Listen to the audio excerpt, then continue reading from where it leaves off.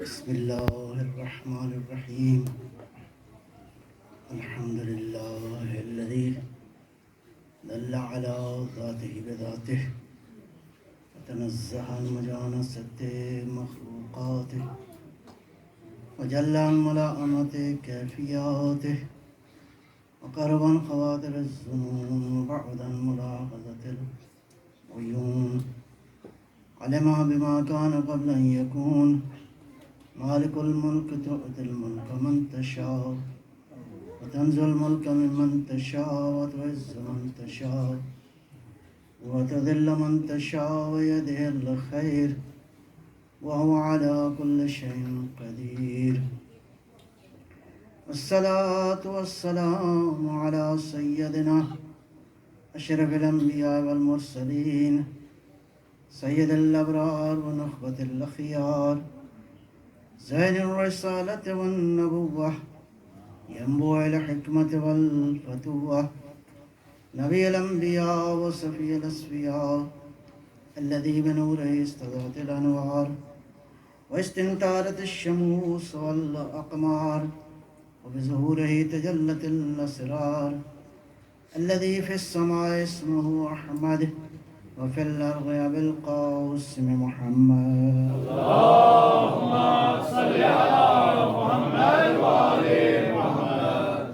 وعلى علي ابن عمه كاشف غمه سيد الأولياء والأوصياء أسد الله الغالب غالب على كل غالب الذي حبه فرض على الحاضر والغائب مولانا بالسبتين أمير المؤمنين علي بن أبي طالب. اللهم صل على محمد وآل محمد. وعلى أولاده الطيبين الطاهرين المعصومين وجز الله على العباد الداعين إلى الخلق في جميع الآثار والأقطار ذوي المآثر والآثار خير القرون الذين يبينون للناس مناهج الحلال والحرام أهل البيت المطهرين من الرجس والآثام ورحمة الله وبركاته. أما بعد بسم الله الرحمن الرحيم. ولقد صرفنا للناس في هذا القرآن من كل مثل. صلوات محمد. اللهم صل على محمد وآل محمد. بحث جو ہے وہ مثال کے اور وہ مثالیں جو کہ قرآن کریم نے دی ہیں اس میں بہت ساری مثالیں ہیں، بہت سارے واقعات بھی ہیں. انسان کی انفرادی تربیت کے لیے بھی بہت ساری مثالیں ہیں، بہت ساری اقوام کی مثالیں اللہ نے دی ہیں. بنی اسرائیل کی بہت ساری مثالیں ہیں، قوم سمود کی مثال ہے، قوم عاد کی مثال ہے. ساری یہ مثالیں اس لیے ہیں تاکہ انسان جو ہے اس پہ غور و فکر کرے. اور یہ مثالیں ایسی نہیں ہیں کہ تاریخ میں واقعات ہو گئے بس ہمیں خالی سننا ہے اور بس کچھ نہیں، نتھنگ. صرف ایک یوں سمجھیں کہ وہ قصہ خوانی کا جو شوق ہوتا ہے وہ پورا کرنا ہے، ایسا نہیں ہے. اللہ نے مثالیں دی ہیں نمرود کی، فرعون کی، اور آج بھی اسی طرح یہ مسائل جاری ہیں دنیا کے اندر. اس وقت ملتیں کس قدر مشکلات کا شکار ہیں، کس طرح دنیا کے اندر جو ہے وہ طاقتور جو ہے اپنی طاقت کے اظہار کی کوشش کر رہا ہے. اور خصوصاً جو ہے وہ تشیع اس وقت عالم اسلام عمومی طور پر اور تشیع جو ہے وہ خصوصی طور پر مشکلات کا شکار ہے. تازہ ترین حالات آپ دنیا میں دیکھ رہے ہیں کہ افغانستان میں کیا ہو رہا ہے، باقی جگہوں پر بھی اسی طرح مسائل موجود ہیں. پروردگار کی بارگاہ میں دعا ہے کہ ان ملتوں کو سرفراز کرے، ان کو ہمت و حوصلہ دے تاکہ یہ دنیا کے فرعون جو ہیں وہ پروردگار ان کو ان کے مکر کی طرف لوٹا دے. ایک صلوات اللہ فرمائیں.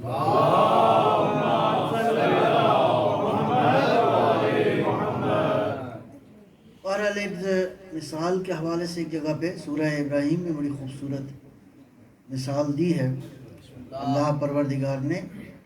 یہ سورہ ابراہیم بھی بہت ہی خوبصورت سورہ ہے.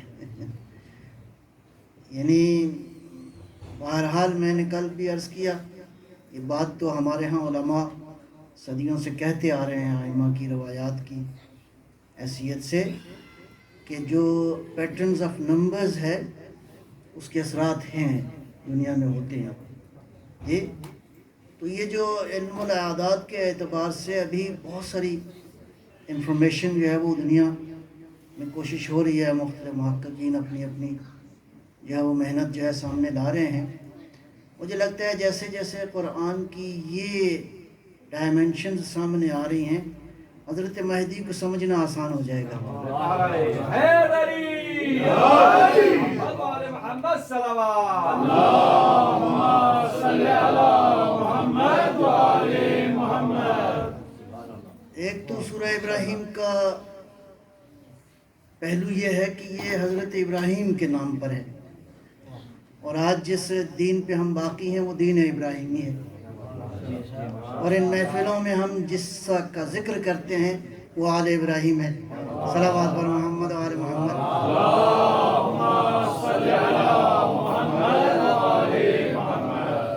اور حسن اتفاق تو میں نہیں کہوں گا، بالکل کیلکولیٹڈ کہوں گا کہ اس قرآن میں 14ویں نمبر پہ ابراہیم کا سورہ موجود ہے.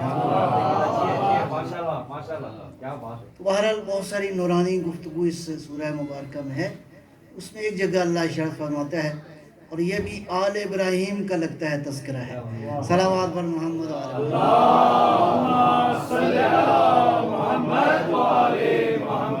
بلکہ یقیناً یہ آل ابراہیم کا ذکر ہے. الم تر کیفا، دیکھتے نہیں ہو تم، غور نہیں کرتے، دیکھتے نہیں ہو یعنی توجہ کے لیے ہے. اللہ کی توجہ ہے، تم نہیں توجہ کر رہے. الم تر کیفا، دیکھ نہیں رہے. ضرب اللہ مثلا، اللہ نے مثال دی ہے. پروردگار کون سی مثال دی ہے؟ مثلا کلمۃ طیبہ، اللہ نے کلمہ طیبہ کی مثال دی ہے. کلمہ طیبہ کی مثال دی ہے. خود ہی فرما رہا ہے، تمہیں کہہ رہا ہے غور نہیں کرتے ہو کہ ہم کون سی مثال دے رہے ہیں. اللہ اکبر. یہ جو پہلے کہ الم تر کیف فعل ربک باصحاب الفیل، غور نہیں کرتے. اس میں بھی حضرت عبد المطلب کے فضائل موجود ہیں. یہ سورہ فیل جو ہے عبد المطلب کے ایمان پہ دلیل ہے. یہ عبد المطلب کی شان میں اللہ نے فرمایا کہ دیکھو عبد المطلب کا یقین اتنا طاقتور تھا کہ اللہ نے ابابیلوں کو بھیج دیا. صلوات بر محمد و آل محمد.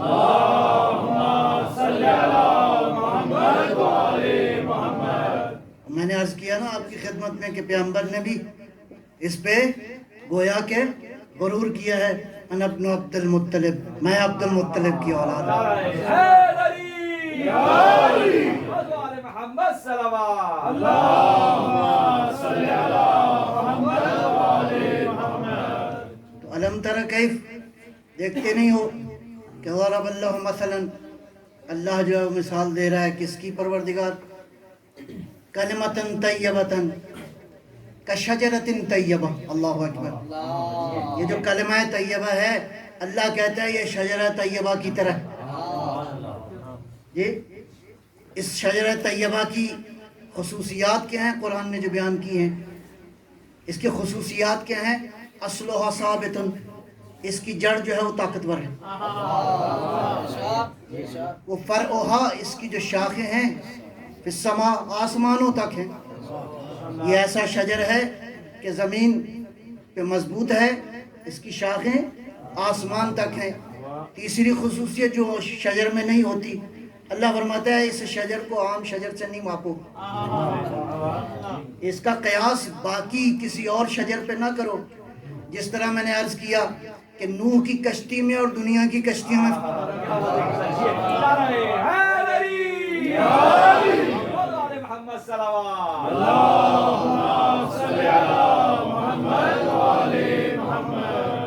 کیوں نوح کی کشتی جو ہے، ایک تو یہ ہے کہ تم نے بنائی نہیں ہے، باقی کشتیاں تم بناتے ہو، یہ بنائی بھی اللہ نے ہے، اور یہ بنانے کے لیے حکم کس کو دیا ہے؟ نبی کو دیا ہے۔ تو اگر اللہ کی وحی کے اشاروں سے ایک کوئی چیز بنے اور بنانے والا نبی ہو، اس کو کہتے ہیں کشتی ہے۔ محمد صلوات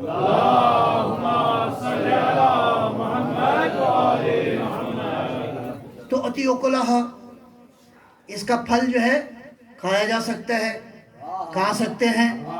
کون کھا سکتے ہیں؟ کل حین، نہ گرمی کی پابندی، نہ سردی کی پابندی، نہ موسموں کا اس کے اوپر، گویا اس کا پھل ایسا ہے کہ ہر زمانے میں کھا سکتے ہو۔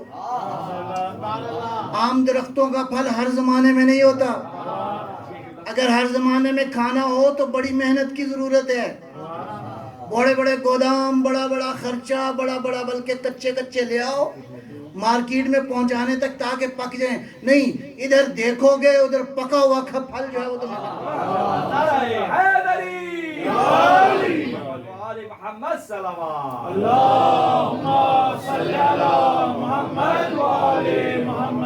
اور اگلی خوبصورت بات یہ ہے بِإِذْنِ رَبِّهَا، اللہ کے اذن سے یہ سارا سال، سارا مرحلہ، جب تک یہ شجر ہے، جب تک یہ شجر رہے گا، اللہ کے اذن سے تم اس کے پھلوں سے استفادہ کر سکتے ہو۔ بس عام شجر میں اور اس شجر میں کیا فرق ہے؟ عام شجر آپ کا اذن چاہیے، یہاں اللہ کے اذن۔ محمد صلوات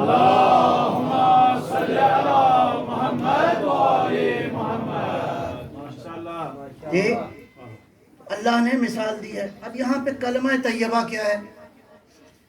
لیکن میں پہلے اس سے کہ اس پہ بات کروں، دو چیزیں ہوتی ہیں، ایک معنی ہوتا ہے، ایک مصداق ہوتا ہے، ایک میننگ ہے، ایک اس کا پروف ہے۔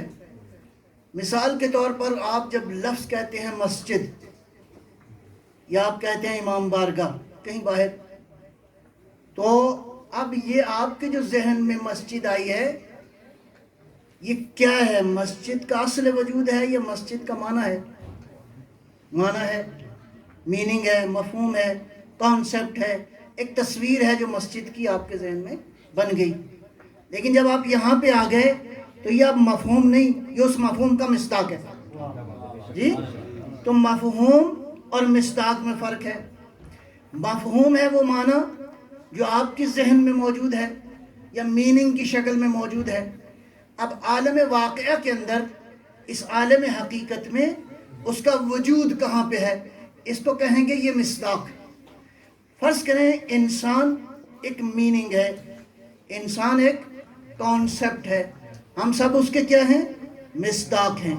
تو وہ ہو گیا مفہوم، آپ سب کیا ہو گئے؟ مصداق۔ صلوات بر محمد آل محمد۔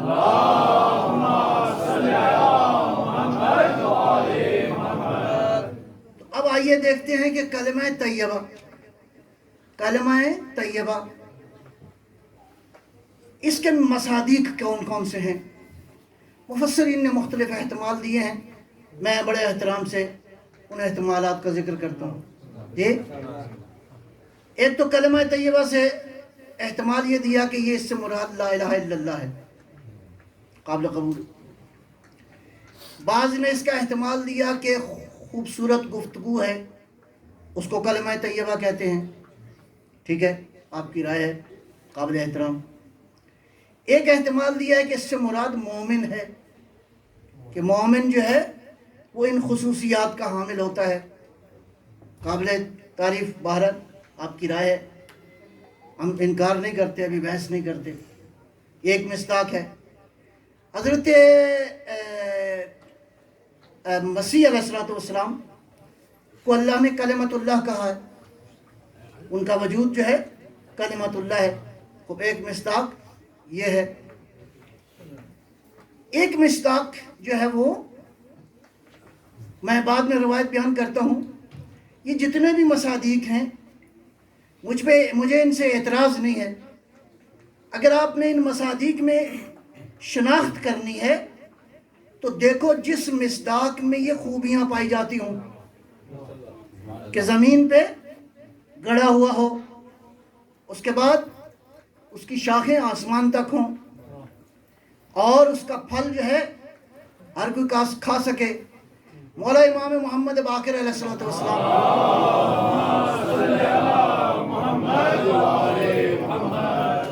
نہیں، میرا خیال ہے ایک مرحلہ اور رہ گیا۔ شجر، یہ جو شجر اللہ نے کہا ہے، شجر کیا ہوتا ہے؟ اصلها ثابت، اس کی جڑیں زمین کے اندر ہوں تو یہ دو کام کرتا ہے، زمین کو بھی طاقت دیتا ہے، خود زمین کو طاقت دیتا ہے، یہ زمین اپنے محور پہ باقی رہے۔ جتنی بڑی شاخیں ہوں گی اتنی اعتبار سے زمین کو طاقت ملے گی۔ دو، یہ جتنی مضبوط شاخیں ہوں گی، جتنا مضبوط شاخوں کا مالک ہوگا، کوئی طوفان اس سے ٹکرا بھی جائے، طوفان ٹکرا کے نکل جائے گا، یہ اپنی جڑ پہ باقی رہے گا۔ پھر اللہ نے کہا ہے شجرۃ طیبہ، شجرہ طیبہ، طیبہ کا معنی کیا ہے؟ پاک ہے، پیور ہے، خوبصورت ہے، بیوٹیفل ہے۔ یہ طیب کی ساری خصوصیات آ گئی۔ اچھا، ایک تو حسین و جمیل ہے، طیب اور پاک ہے، طاہر و مطہر ہے، اور جڑیں اتنی طاقتور ہیں کہ زمین کو بھی قوت دے رہا ہے اور اپنے پاؤں پہ بھی کھڑا ہے، ہر طوفان سے ٹکرانے کی طاقت بھی اس کے اندر۔ اس کے بعد فروعها، اس کی شاخیں جو ہیں وہ آسمانوں تک ہیں۔ اب جس درخت کی شاخیں جتنی بلند ہوں، وہ درخت کیا کرتا ہے؟ کئی کام کر رہا ہے۔ ان میں ایک کام یہ ہے کہ اس فضا کو، اس ایٹماسفیئر کو کیا کر رہا ہے؟ بیلنس کر رہا ہے، آکسیجن آپ کو دے رہا ہے۔ گویا یہ درخت کیا کر رہا ہے؟ فضا کو بھی صاف کر رہا ہے، آپ کی زندگی کی ضمانت بھی۔ محمد صلوات،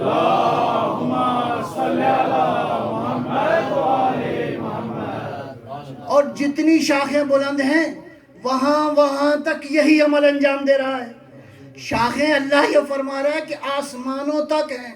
گویا اس درخت کی شان یہ ہے، خالی اہل زمین نہیں، آسمان والوں کو بھی اعتدال دے،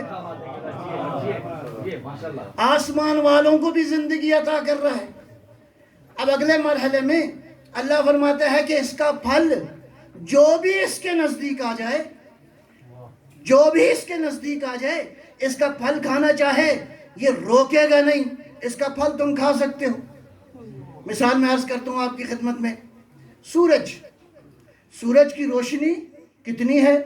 شاید پہلے بھی عرض کی ہے، سورج کی روشنی بہت زیادہ ہے، یہ چھوٹا بلب تو نہیں ہے نا، یہ سورج جو ہے 1.3 ملین ٹائمز اس زمین سے بڑا ہے۔ تو یہ کس کس کو روشنی دے رہا ہے؟ سب سے چھوٹے وجود کو بھی دے رہا ہے، سب سے بڑے وجود کو بھی دے رہا ہے۔ اس کی روشنی اہل زمین کے لیے بھی ہے، اس سولر سسٹم کے لیے بھی ہے، جو جتنی طاقت رکھتا ہے یہ اس کو روشنی عطا کر دے گا۔ یہاں اللہ فرما رہا ہے کہ اس درخت کی شاخیں آسمانوں تک ہیں۔ اس کا مطلب ہے جہاں جہاں کوئی اس درخت کے قریب آ جائے، اس سے استفادہ کرنا چاہے، یہ پھل دیتا رہے گا، یہ بخیل نہیں ہے، یہ عطا کرنے والا۔ محمد صلوات،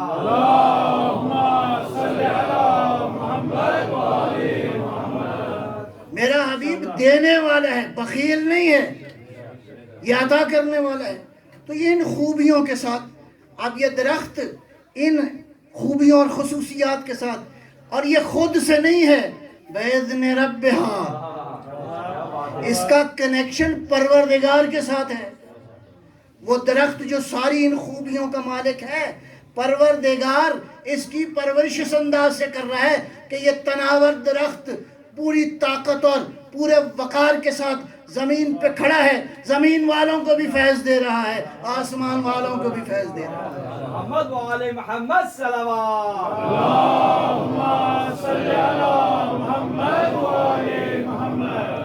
اب چلتے ہیں مولا امام محمد باقر علیہ السلام۔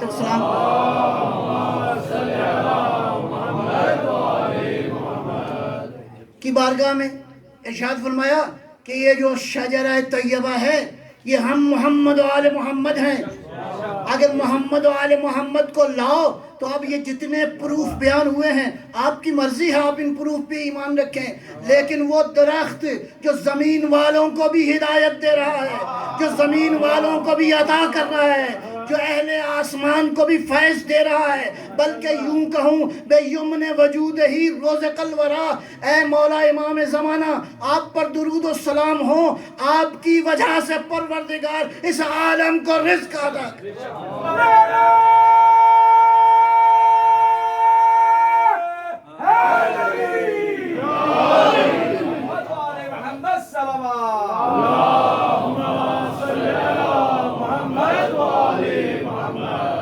تو یہ درخت دعویٰ کر سکتا ہے کہ میری رسائی آسمانوں تک بھی ہے، لہذا زمین کی باتیں بھی پوچھ چھوڑ لو، آسمان کی باتیں بھی پوچھ لو۔ صلوات پر محمد و آل محمد۔ ایک بڑے بزرگ گزرے ہیں سید نعمت اللہ جزائری، ان کے کتاب ہے انوار النعمانیہ، اس میں ایک بات انہوں نے لکھی ہے، وہ لکھتے ہیں کہ نبی اکرم صلوات اللہ سلام اللہ علیہ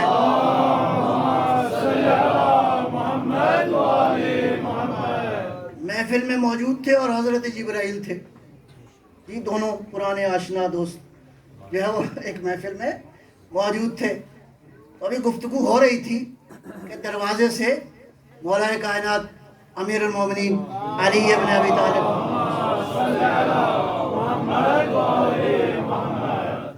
وارد ہوئے محفل میں، تو حضرت جبرائیل علیہ السلام نے بہت احترام کے ساتھ ادب کے ساتھ اٹھ کے جو ہے وہ احترام کیا، مولا کو سلام کہا، تو مسکراتے ہوئے پیغمبر نے کہا جبرائیل جانتے ہو یہ کون ہے؟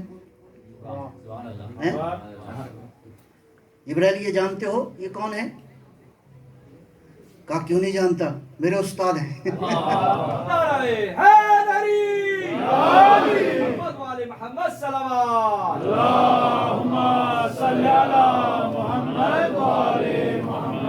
عرض کیا یا رسول اللہ، اللہ نے ایک روز مجھ سے پوچھا جبرائیل یہ بتاؤ ما انتا و ما انا، میں کون ہوں تو کون ہے؟ یہ اللہ نے سوال کیا۔ دیکھیں جتنا مقام بڑا ہو جائے معاملات تھوڑا سا سخت ہو جاتے ہیں۔ تو مقام تو بہت بڑا ہے جبرائیل کا۔ پوچھا جبرائیل تم کون ہو میں کون ہوں؟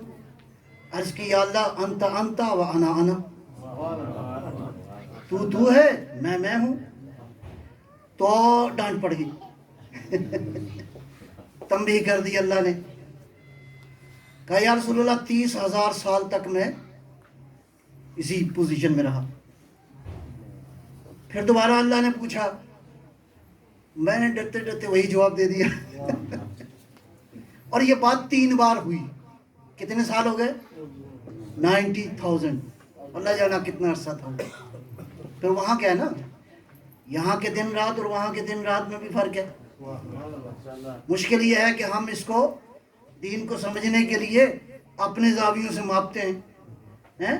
اللہ نے کہا کہ میں نے 6 دن میں بنا دیا یہ زمین و آسمان، ہم سمجھتے ہیں یہ 24 گھنٹے والا دن ہے۔ ارے بھائی یہ 24 گھنٹے والا نہیں ہے، یہ ڈیوریشنز ہیں۔ اس سے مراد جو ہمیں جس ڈیوریشن سے سامنا ہے وہ 24 گھنٹے کا ہے۔ کہ یا رسول اللہ اس کے بعد کیا ہوا کہ میں جب تیسری بار کے بعد باری آئی میری، اللہ نے پوچھنا چاہا تو میں گھبرا رہا تھا، پریشان تھا کہ یا اللہ میں مطلب دل میں تھا کہ بھی میں پتہ نہیں کیا جواب دوں گا۔ اتنے میں میں نے اپنے مولا آقا مشکل کشا علی ابن ابی طالب کی زیارت کی۔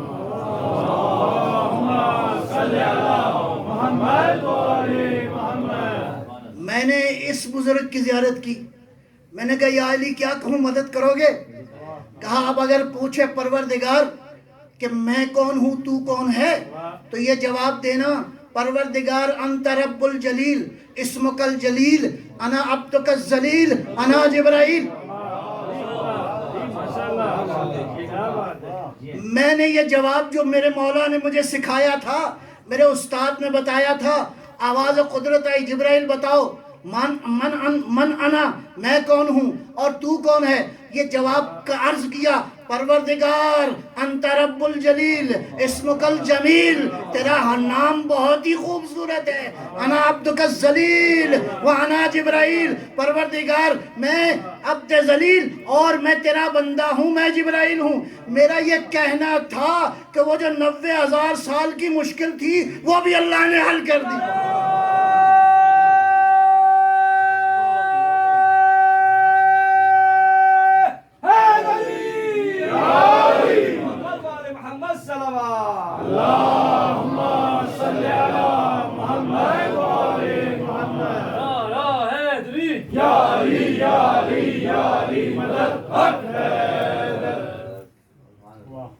سیکھنا ہے تو علی سے سیکھو۔ اچھا، جبرائیل کے جواب میں کیا خرابی تھی؟ بظاہر تو خرابی نہیں تھی، یا اللہ تو ہے، میں ہوں۔ خرابی جو مجھے نظر آ رہی ہے وہ میں کا اظہار تھا۔ اللہ اکبر، اس کے حضور میں نہیں، اس کے حضور میں کی بات نہیں ہے۔ تو اگر توحید بھی سیکھنی ہے تو جبرائیل نے کس سے سیکھی؟ علی ابن ابی طالب۔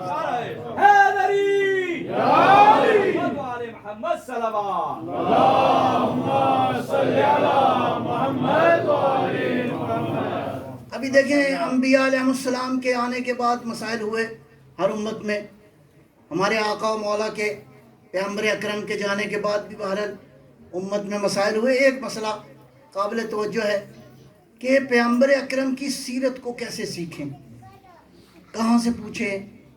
اب بہت سارے لوگ دعوے دار ہیں، اصحابہ کرام وہ کہتے ہیں ہم سیرت کو بہتر جانتے ہیں، تابعین، تبع تابعین، اس کے بعد ایک لمبی فہرست ہے، علماء کہتے ہیں کہ ہم بھی جانتے ہیں۔ تو میں ایک گزارش کروں اس امت سے کہ دیکھو، اگر پیغمبر کی سیرت کو جاننا چاہتے ہو تو کم از کم جبرائیل کی سیرت پہ عمل کر۔ جبرائیل نے اعتماد کیا کس پر؟ علی مرتضیٰ پر۔ جب جبرائیل پر امت کو اعتماد ہے، یہ تو ہے نا، امت کو جبرائیل پر اعتماد ہے اور جبرائیل کو علی پر اعتماد ہے۔ محمد صلوات اللہم صلی علی محمد وآل محمد۔ اچھا، لوگ مختلف چیزیں پوچھتے تھے امیر المومنین سے۔ یہ نہج البلاغہ گواہ ہے کہ کس کس سوال کا جواب دیا۔ آسمانوں کی پوچھا تو آسمانوں کو بیان کر دیا، زمین کا پوچھا تو زمین کو بیان کر دیا، چاند اور سورج کا پوچھا تو ان کی تفصیل بیان کر دی، فرشتوں کا پوچھا تو ان کی تفصیل بیان کر دی۔ اس مولا علی نے ساری کائنات کی خلقت ہی کے بارے میں بیان نہیں کیا ہے، بلکہ آدم کی حقیقت بھی بیان کی، نوح کی حقیقت کو بھی بیان کیا، عیسیٰ و موسیٰ کی حقیقت کو بھی بیان کیا، ابراہیم کے واقعات بھی بیان کیے، جو سارے نبیوں کی حقیقتوں کو بیان کر رہا ہے۔ اور وہ جو خلوتوں میں، جلوتوں میں، تمام تر لحظات میں، پہاڑوں پر، گھر میں، غار حرا کے اندر، بلکہ کہا اس وقت پیغمبر کے علاوہ اور میرے علاوہ کوئی اور نہیں تھا، سب سے پہلے جس نے وحی کے نور کو محسوس کیا میں علی ابن ابی۔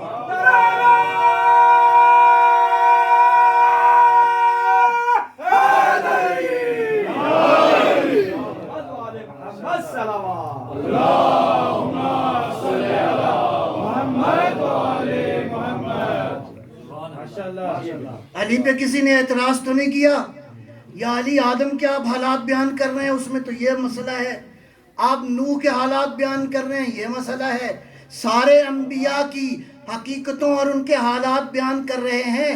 اور جو لحظہ لحظہ بلکہ رہا نہیں، پیغمبر نے اس طرح تربیت کر دی کہ جو کچھ تھا وہ علی کو سمو دیا، علی کو دے دیا۔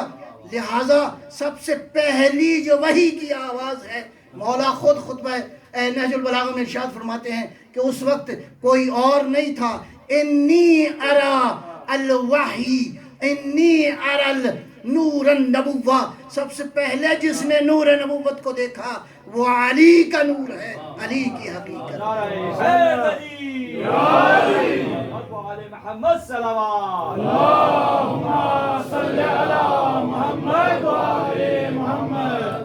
نبی نے فرمایا صلو نماز پڑھو. یا رسول اللہ کیسے پڑھیں؟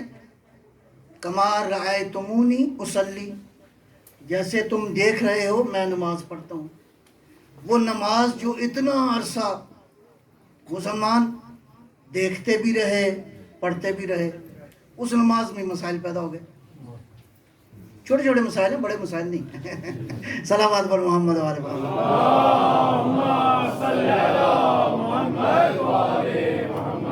ورنہ نمازیں سارے ایک ہی پڑھتے ہیں، تعداد بھی ایک ہے، سب رکوع بھی کرتے ہیں، سب سجدے بھی کرتے ہیں. بہرحال تو میں سوچتا رہا کہ یا رسول اللہ آپ نے فرمایا کہ نماز پڑھو جیسے میں پڑھتا ہوں، تو پھر پوچھنا چاہیے وہ جس نے سب سے پہلے پیغمبر کی پیچھے نماز پڑھی، تو سب سے پہلے جس نے پیغمبر کے پیچھے نماز پڑھی ہے وہ دو ہی ہیں، جناب خدیجہ ہے اور علی ابن ابی طالب. بس معیار ہو گئے، جیسے یہ پڑھ رہے ہیں ویسے ہی پیغمبر.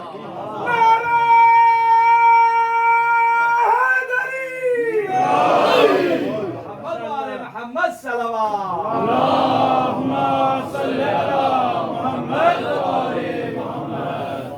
حدیث قصہ پڑھتے ہیں، نارملی ہم لوگ ثواب کے لیے پڑھتے ہیں، یہ بھی ٹھیک ہے، لیکن اس حدیث قصہ میں بہت کچھ ہے. میں صرف ایک اینگل عرض کرنے لگا ہوں ابھی، شاید ہم غور بھی نہیں کرتے اس اینگل پر. اگر کسی نے فیملی ویلیوز سیکھنی ہو تو حدیث قصہ دو تین باتیں اس میں قابل توجہ ہیں. اس حدیث قصہ کے اندر ایک تو یہ ہے کہ نبی اکرم صلوات اللہ سلام اللہ علیہ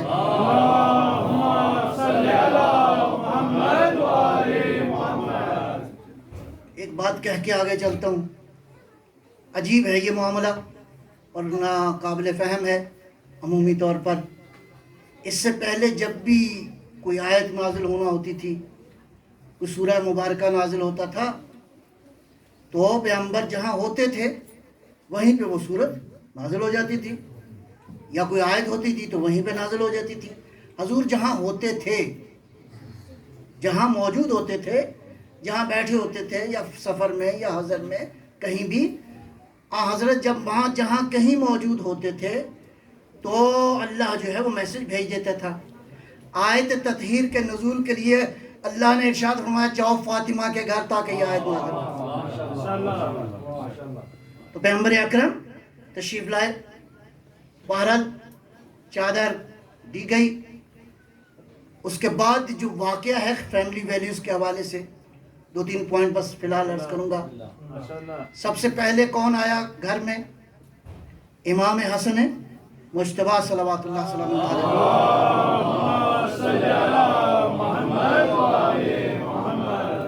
امام حسن گھر تشریف لائے تو گھر کا ماحول دیکھا، کچھ چیز محسوس کی.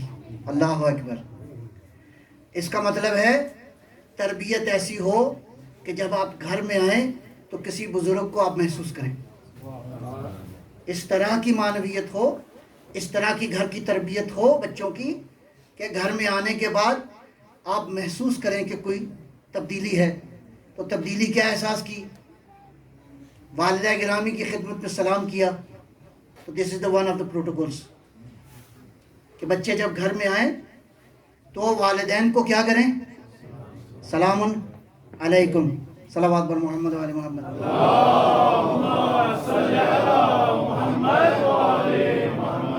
کس کی سیرت ہے؟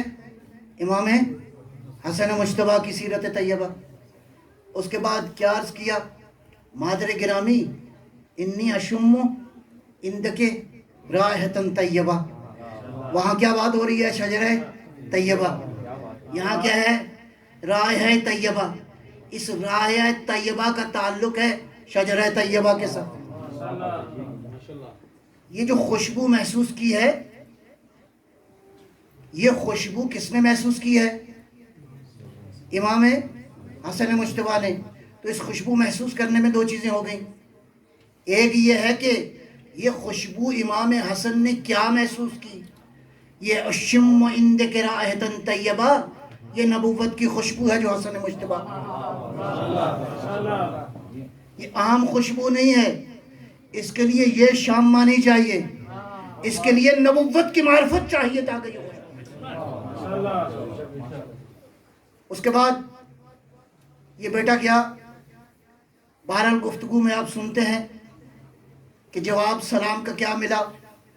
پیغمبر کی بارگاہ میں گئے، سلام کیا تو یہ لفظ ملتے ہیں، یا قرۃ عینی یا ثمرۃ فؤادی، اے میری آنکھوں کی ٹھنڈک، اے میرے دل کا سکون. اس کا مطلب یہ ہے کہ بچوں کی تربیت کیسے کرو. صلوات بر محمد و آل محمد.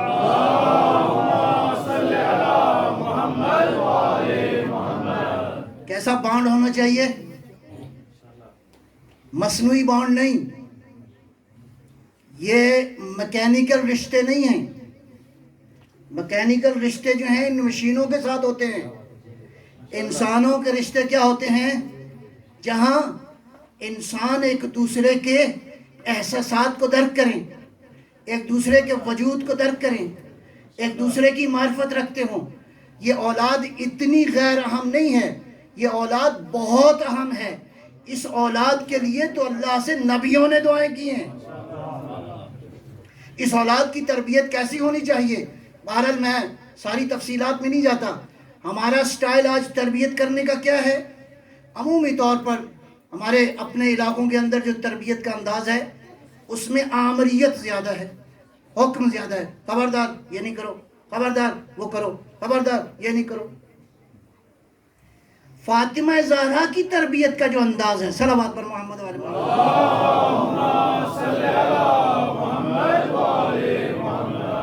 وہ انداز کیا ہے؟ وہ کہنا نہیں ہے، جو کہنا چاہتے ہو وہ کرو. بچے سنتے نہیں ہیں، فالو ضرور کرتے ہیں. بچے سنتے کم ہیں، اتباع زیادہ کرتے ہیں. بچے کاپی زیادہ کرتے ہیں.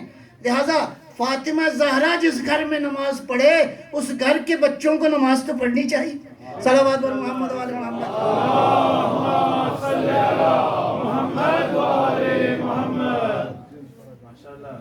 ایک روایت ذہن میں آ گئی، نبی اکرم صلوات اللہ سلام اللہ علیہ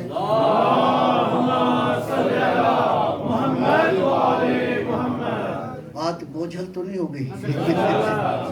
ایک صلوات فرمائیے گا انشاءاللہ.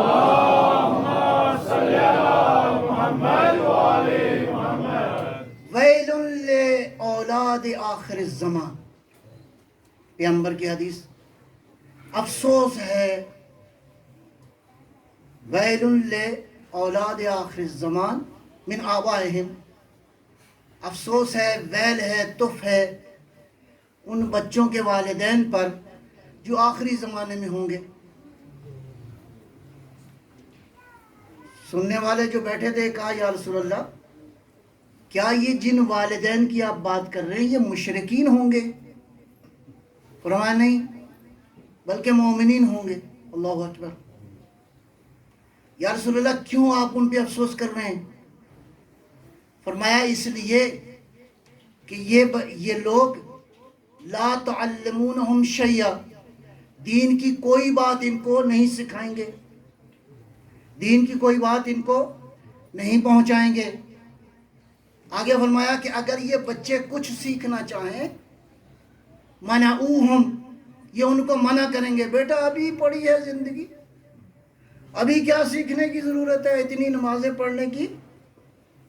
انا للہ و انا الیہ راجعون. صلوات بر محمد و آل محمد.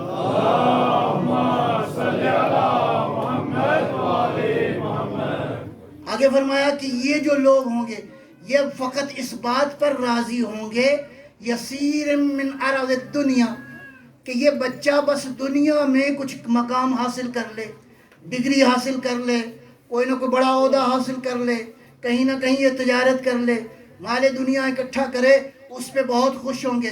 فرمایا انا منہم برا، میں ان سے بری ہوں، وہم منی برا، یہ مجھ سے بری ہیں. اللہ اکبر. یہ اولاد یہ معمولی اللہ کی نعمت نہیں ہے. الولد الصالح من سعادت الرجل، اولاد جو ہے انسان کی سعادت کا ذریعہ ہے. یہ اولاد آپ کا آنے والے وقت میں دنیا اور آخرت میں کنیکشن ہے. روایت سن کے میں بات کو آگے بڑھاؤں گا. روایت یہ ہے، عرض کرتا ہوں، روایت یہ ہے کہ اگر کوئی شخص، کوئی والدین میں سے کوئی بیٹا اور باپ اور یا ماں اپنے بچے کا ایک بوسہ لے تو اس نے گویا ایک درخت جنت میں کاشت کر لیا. اس کا مطلب ہے ایک درخت سے آپ کا جنت سے کنیکشن قائم ہو گیا. تو مفت میں اگر 10-20 بوسے آپ لے لیں تو دنیا میں، دنیا ہی کے اندر رہتے ہوئے جو آپ کے وجود کی کنٹینیوشن ہے، وہ اولاد جو آپ ہی کا تسلسل ہے، اور ماں باپ سے زیادہ کوئی پیور رشتہ نہیں ہوتا. اگر اپنی اولاد کے بوسے لو تو اللہ تمہیں بھی اجر دے رہا ہے، اس بچے کو بھی اجر دے رہا ہے. یہ بوسے اس کی فطری ضرورت ہے. تاریخ یہ کہتی ہے کہ بیٹی کی شادی کے بعد بھی نبی اکرم جا کے جناب زہرا کے بوسے لیا کرتے تھے. صلوات پر محمد و آل محمد. بہرحال بات کو مختصر کرتا ہوں. تو امام حسن مجتبیٰ گئے، یعنی اولاد کے ساتھ کنیکشن کیسا ہونا چاہیے؟ دل و دماغ میں، روح میں، اپنے وجود کے اندر. یہ اولاد اس لیے نہیں ہے کہ بس اولاد ہوگی آپ خوش ہو گئے، بچہ ہو گیا اس کی سالگرہ کر لی، اور زیادہ سے زیادہ اس کے بعد جب آپ کی اس کی تربیت کا معاملہ آیا تو آپ نے جواب دیا کیا کریں جی، ہمارے بچے تو اس ماحول میں پیدا ہوئے ہیں. میں جواب دوں آپ کی خدمت میں، اگر آسیہ فرعون کے ماحول میں تربیت کر سکتی، صلوات محمد صلوات.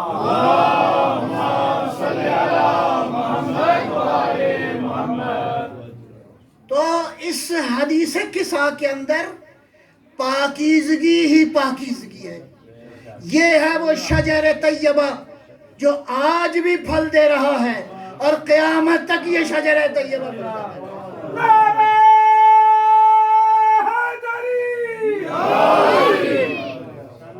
اس لیے کہ اس کا تعلق کہاں پہ ہے؟ مباہلہ کے ساتھ ہے. اس کا کنیکشن کہاں پہ ہے؟ مباہلہ کے ساتھ ہے. سارا مباہلہ نہیں پڑھنا، 1-2 پوائنٹ قابل غور ہیں. مباہلہ بنیاد کیوں ہے؟ دیکھیے اس دنیا کے اندر 4 طرح کی عیدیں ہیں نا. عید الفطر ہے، عید الاضحیٰ ہے، عید غدیر ہے اور عید مباہلہ ہے. ساری عیدیں نہیں پڑھنی. عید مباہلہ، کیوں یہ عید مباہلہ اس کو عید کہا گیا ہے؟ اس لیے کہ پروردگار نے جب حکم دیا فَقُلْ تَعَالَوْا، میرا حبیب کہو ان سے. دیکھیے 2 مرحلے ہیں، تقریباً 3 دن تک مباحثہ ہوتا رہا، آرگیومنٹ ہوتے رہے، ریزننگ ہوتی رہی. اور ریزننگ کرنے والا کون تھا؟ عام بشر نہیں تھا، کوئی پی ایچ ڈی ڈاکٹر نہیں تھا، کوئی عام نبی نہیں تھا. یہ وہ ہے جس کے صدقے میں نبیوں کو نبوت ملی ہے. اس کا مطلب ہے جو علم میں بھی کامل، جو عقل میں بھی کامل، جو انسان کی انڈرسٹینڈنگ میں بھی کامل. مخاطب کون ہے، کون سی سطح کا ہے، اس سے بات کیا کرنی ہے، کون سی بات اس پہ اثر انداز ہوگی، کہاں سے کرنی ہے، کس لیول کی کرنی ہے. نبی اکرم نے 3 دن تک دلائل دیے اور اللہ کی توحید ان کو ابھی بھی سمجھ میں. دلائل کس کے دیے؟ توحید کے دلائل تھے. لا الہ الا اللہ کا مسئلہ تھا. وہ لوگ کہہ رہے تھے کہ اللہ کے علاوہ عیسیٰ بھی بیٹا ہے. پیغمبر نے اعلان کیا کہ ایسا نہیں ہے، دلائل دیے. اللہ کیا فرما رہے ہیں؟ فَمَنْ حَاجَّكَ مِنْ بَعْدِ جَاءَكَ مِنَ الْعِلْمِ. میرا حبیب علم کے آنے کے بعد، علم کے آنے کے بعد، آیت پہ ذرا غور کیجئے. اے نبی علم کے آنے کے بعد، یعنی علم یہاں پر علم کیا تھا؟ پیغمبر قرآن سے دلائل دے رہے تھے. پر مجھے یوں کہنے دیجئے، اللہ نے کہا جب قرآن کافی نہیں ہے فَقُلْ تَعَالَوْا نَدْعُ صلوات اللهم صل على محمد وآل محمد تو قرآن قرآن کافی نہ ہوا، علم کافی نہ ہوا، فقل تعالو، میرا حبیب ان سے کہو یہ لے آئیں کس کو؟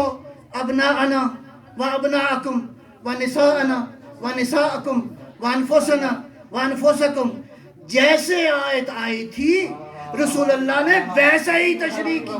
نعرہ حیدری محمد وآل محمد صلوات اللهم صل على محمد وآل محمد ماشاءاللہ۔ جس ترتیب سے یہ آیت اللہ نے، ظاہر ہے کہ پہلا مفسر تو نبی اکرم ہے، قرآن کی منشا کیا ہے، وہی الہی چاہتی کیا ہے، اب اللہ نے تو فل اختیار دے دیا۔ ابناءنا، جتنے بھی بیٹے ہیں، جی جتنے بھی بیٹے ہیں، اب جتنی بھی خواتین ہیں، جتنی بھی جانیں ہیں، اللہ نے اختیار دیا فل۔ لیکن پیغمبر بھی سمجھتے تھے کہ دلیلیں تو دیتا رہا ہوں، دلیلیں تو قائم نہیں آئیں، آج وہ آئیں گے میدان مباہلہ کے اندر، اس لیے کہ معاملہ کس کا ہے؟ لا الہ الا اللہ کا ہے، لا الہ الا اللہ کو ثابت کرنا ہے۔ لہٰذا اب دلیلیں نہیں دیں گے، اب ریزننگ نہیں دیں گے، ان کو لے کے جائیں گے اللہ کی خود دلیل۔ صلوات پر محمد و آل محمد۔ صل على محمد وآل محمد۔ وہ دیکھنے والے نے کیا کہا؟ آج ایسے چہرے دیکھ رہا ہوں، آج ایسے چہرے دیکھ رہا ہوں۔ اور سوال یہ بھی پیدا ہوتا ہے، روز کچھ چہرے تو دیکھتا تھا، پیغمبر کا چہرہ تو دیکھتا تھا، امیر المومنین کا چہرہ تو وہ سارے دیکھتے تھے روزانہ، اس لیے کہ پیغمبر اکرم تو جا رہے تھے، یہ چہرہ تو دیکھا ہوا تھا، علی ساتھ جاتے تھے، یہ چہرہ بھی دیکھا ہوا تھا۔ وہ کہنے والے نے یہ کہا انی لأرا وجوہن، آج کچھ چہرے دیکھ رہا ہوں، لو شاء اللہ، اگر چاہے پروردگار تو ان چہروں کی وجہ سے پہاڑوں کو اپنے جگہ سے دور کر دے۔ یہ نہیں کہا کہ یہ مانگیں گے، اس نور کو دیکھا تو یقین ہو گیا، اس نور کی وجہ سے اللہ اس عالم میں تصرف کر سکتے ہیں، پہاڑ اپنی جگہ چھوڑ سکتے ہیں۔ اس کا مطلب یہ ہے کہ ان کو علیحدہ علیحدہ نہیں، جب یہ اکٹھے ہوں تو لا الہ الا اللہ۔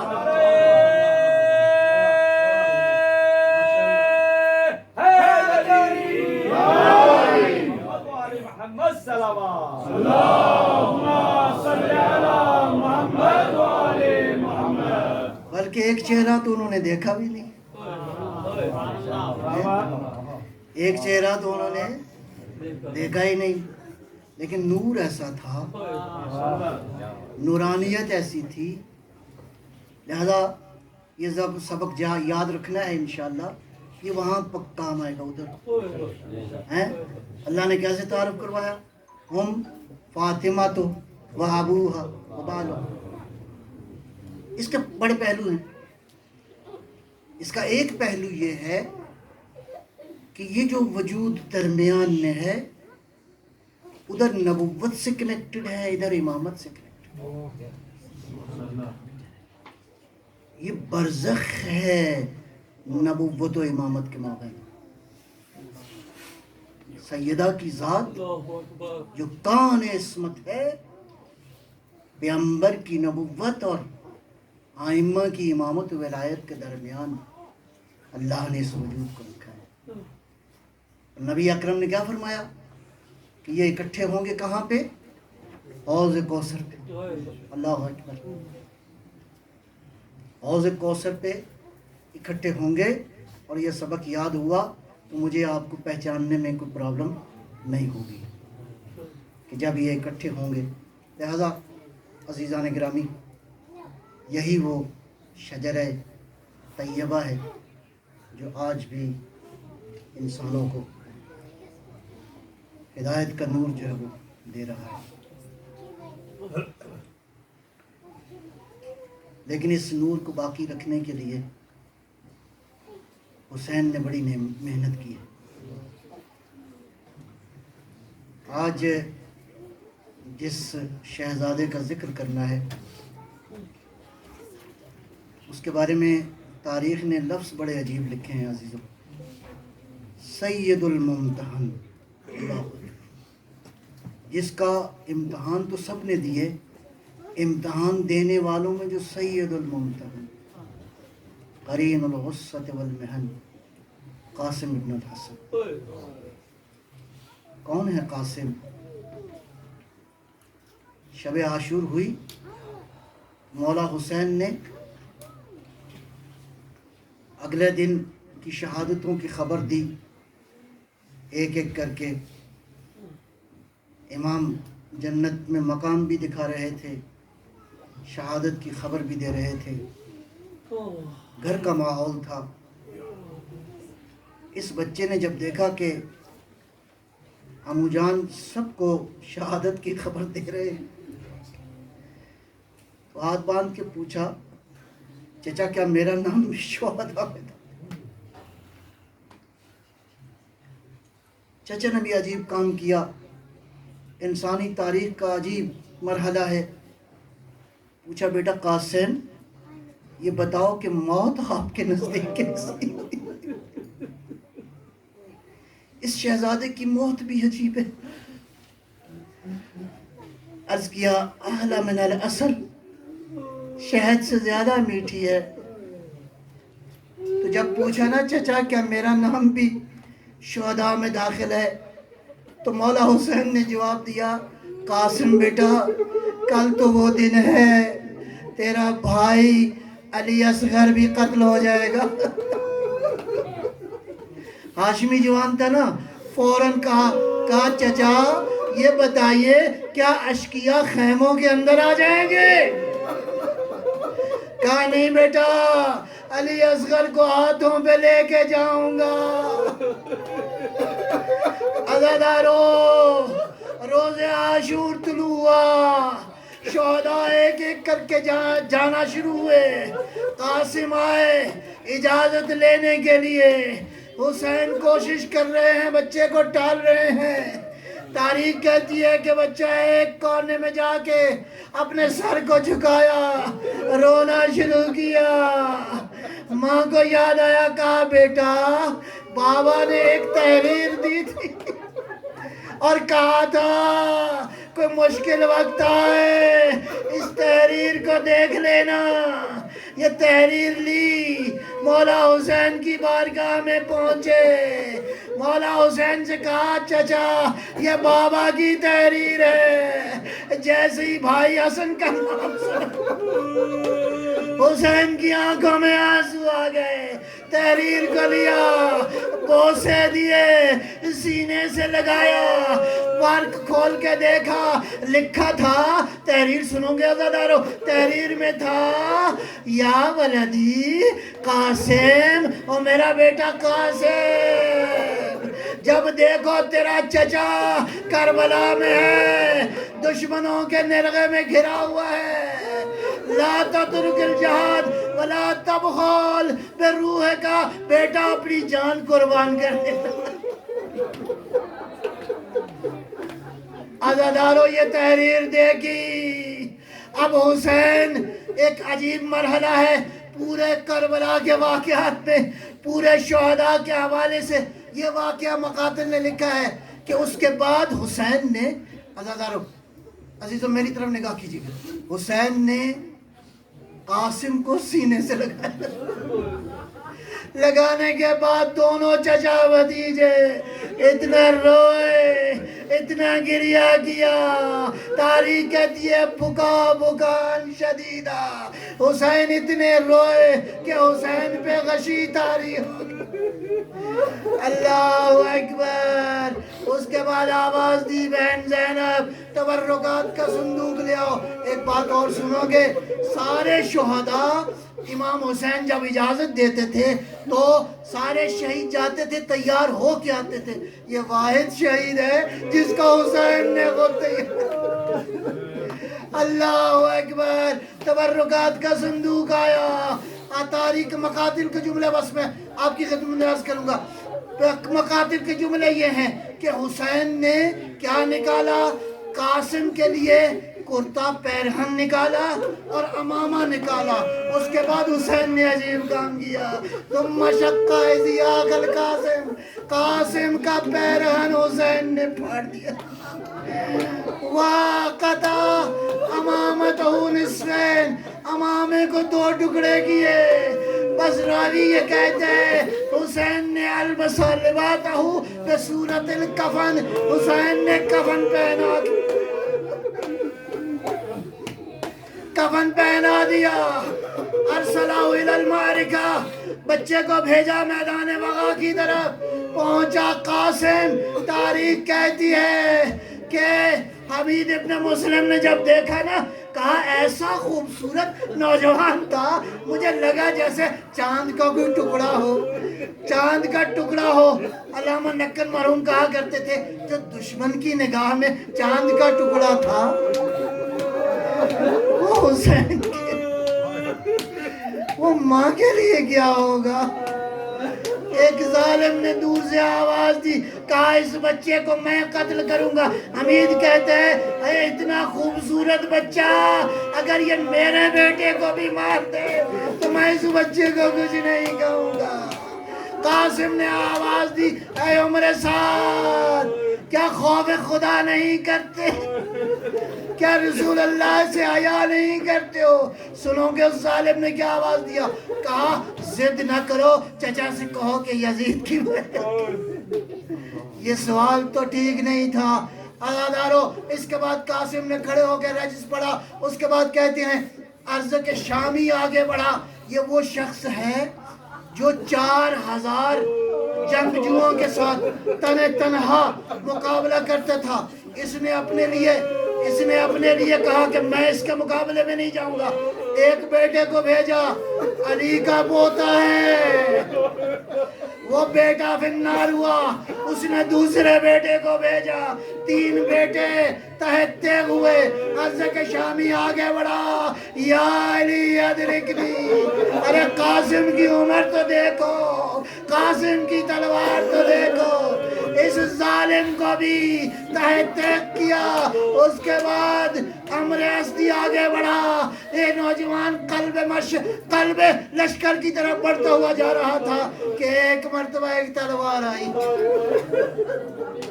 تلوار کا سر پہ لگنا تھا. عزیزانو دل پہ ہاتھ رکھ کے سنیے گا یہ جملہ. تلوار کا سر پہ لگنا تھا کہ قاسم کا جسد نہیں، خود قاسم زین سے زمین زندہ قاسم تھا. گھوڑوں کی ٹاپیں تھی، آوازیں دے رہا تھا، یا اماں چچا آئیے، حسین پہنچے. اور یہ جملہ کہہ رہے تھے، اے قاسم بیٹا میں پہنچا تو ہوں، تو پکار رہا تھا اور تیری مدد نہیں کر سکا. اب پہنچا ہوں تو تیری حالت ایسی، میں کیا عرض کروں. بس مختصر یہ کہوں گا، اب حسین نے قاسم کو کیسے اٹھایا اندازہ خود لگاؤ گے. قاسم کا قد چھوٹا تھا، حسین نے جسد اٹھایا ہوا تھا، پاؤں زمین پہ لگ رہے تھے.